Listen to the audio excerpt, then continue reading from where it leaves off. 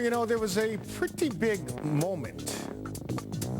Indeed, there was a pretty big moment on Monday that should have had a little bit more pomp and circumstance. Curt Schilling officially retired from baseball by announcing it on his own blog. Even though a shoulder injury kept Curt from playing last year, Dan Roach shows us how the Big Shill helped change the course of the Red Sox franchise pretty much forever.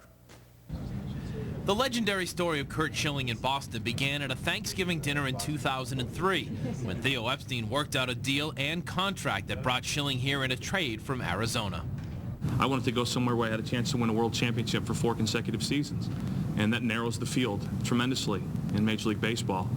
And I believe one of the contenders in that field is the Red Sox, and that made it ultimately a much easier choice. Hey man, hop on in. So where you headed? Boston. Gotta break an 86-year-old curse. Curt's first season in Boston was brilliant. He led the majors with 21 wins, was 8-0 in his last 9 starts, and played a major role in getting the Sox back to the playoffs. Despite a sore ankle, Schilling opened his postseason with a win against Anaheim in the divisional series. Unfortunately, that ankle failed him in the opening game of the ALCS against the Yankees as he ruptured a tendon sheath. The injury left Schill just a shadow of himself on the mound. And not only did the Sox lose the game, but it was unknown if number 38 would be lost for the postseason. You know, the bell rang and then I couldn't answer it.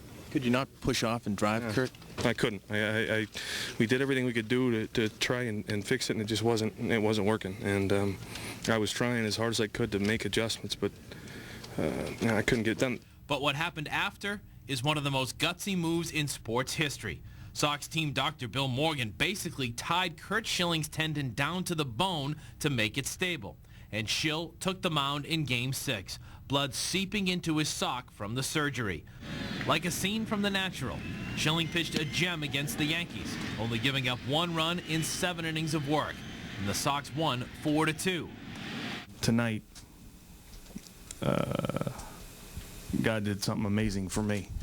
I tried to be as tough as I could and do it my way, Game 1, and I think we all saw how that turned out.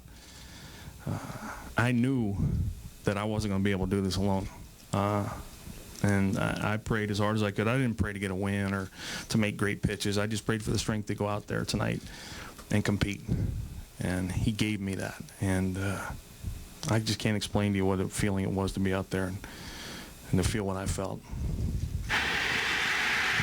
The Sox would go on to finish the greatest comeback in baseball history in the Bronx to move on to the World Series. So we just did something that's never been done before against the best team in sports history. So You ready to go next time out? I'm ready to go.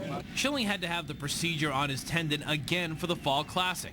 Hours before his scheduled Game 2 start against the Cardinals, Schilling thought there was no way he'd be able to take to the mound. But somehow, he did. And once again, he rose to the occasion, allowing only 1 unearned run in 6 innings. The Sox won that game and went on to sweep St. Louis for their first World Series championship in 86 years. To the greatest Red Sox team ever. We're world champs. We are world champs. World champs.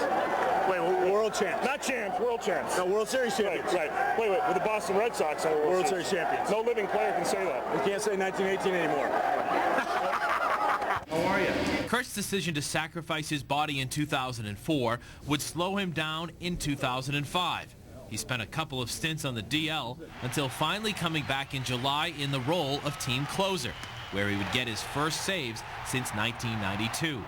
In August, he moved back to the starting rotation and beat the Yankees on the final day of the season. But the Sox were swept out of the first round by the Chicago White Sox, and Curt never got a chance to pitch that postseason.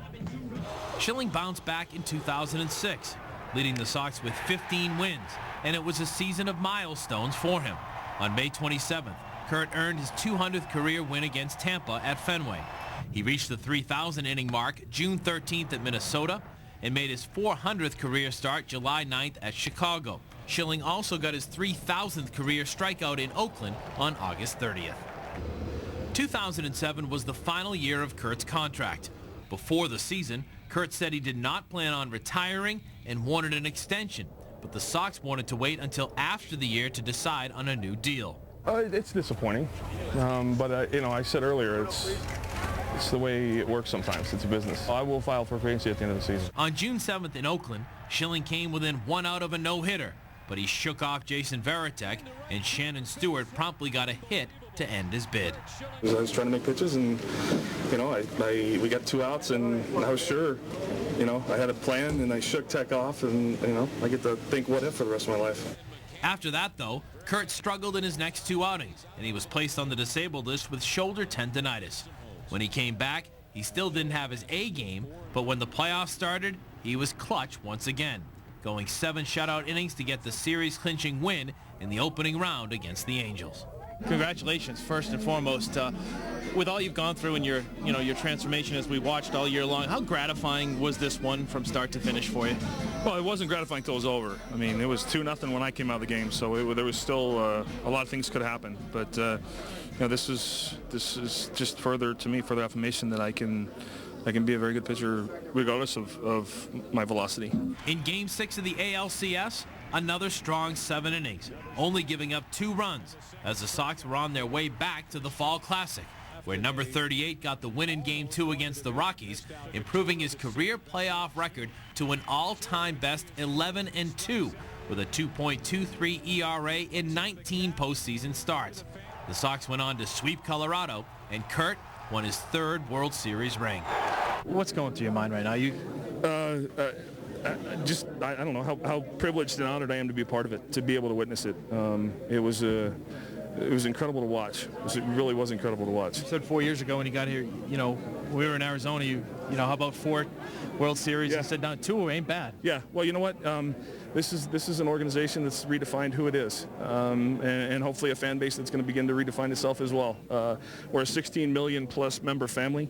We go out on the field every day with the largest following, I think, of anybody in the baseball world, and there's a commitment there that we have to those fans and an obligation to the organization, and it starts with Mr. Warner, Mr. Henry, and Mr. Lucchino. Their commitment to not just us but our families. It's huge, and it's in a lot of ways it is unprecedented, and there's an obligation as players to give everything you have and a little bit more for the people like that do that for you. Even though Curt was hurt that the Sox didn't give him a new deal before 2007, he did indeed sign on for 1 more year with the club. But before 2008 even started, he came down with shoulder pain. And while he wanted surgery, the team wanted him to strengthen and rehab instead. Do you believe this will work then, what you're doing now? I have to. I mean, I don't have any choice. I mean, if their course of action doesn't work, I don't pitch this year. I may have never pitch again. So, I don't really have a choice. I've got to mentally get behind it and do everything I can do to make it work. But it's got to be killing you, though. It's certainly not the best spot to be in. I mean,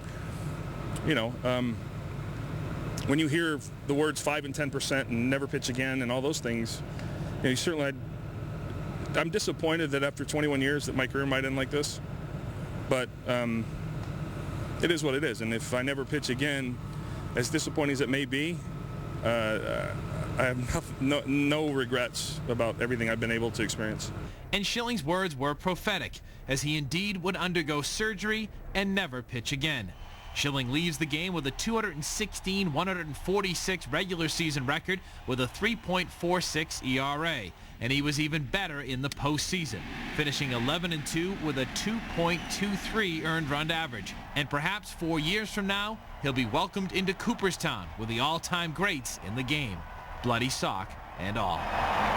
For Sports Final, I'm Dan Roach. What a great story by Roche. All right, Danny. Curt Schilling may be gone from the field, but he'll still have a large presence here in town between his blog and his radio appearances on WEEI.